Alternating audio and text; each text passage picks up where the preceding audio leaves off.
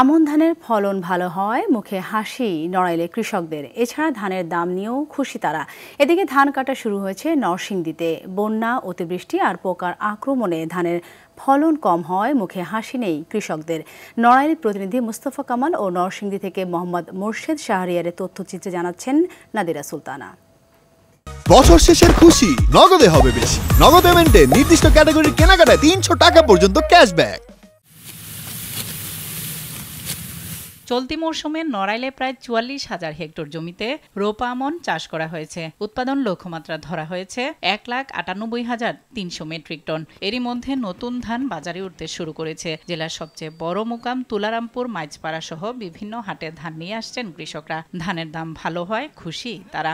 চিকন ধান চলতেছে ১৭০০ আর মোটাটা চলতেছে ১৩৫০। বাজার যা আছে খুব ভালো দাম পাচ্ছি, আমাকে সমস্যা নেই। অন্য বছরের তুলনায় ২০০ টাকা মনে বেশি। তবে ধানের বাজার যেন সিন্ডিকেটের কবলে না পড়ে সে ব্যাপারে প্রশাসনিক তৎপরতার কথা জানান জেলা প্রশাসক। সিন্ডিকেট দ্বারা কোনো ধরনের সমস্যায় পড়তে না পারে সেজন্য আমরা কাজ করছি।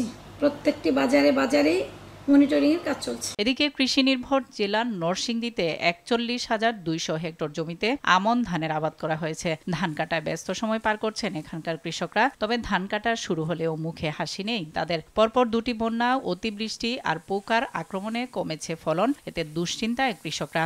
ধানের দাম ভালো না পেলে পরিবার নিয়ে বিপাকে পড়ার শঙ্কা তাদের।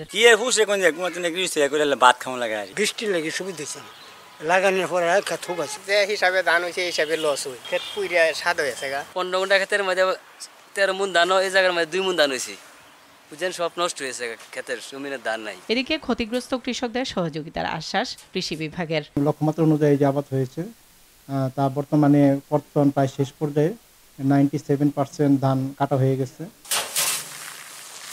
নাদিরা সুলতানা, RTV।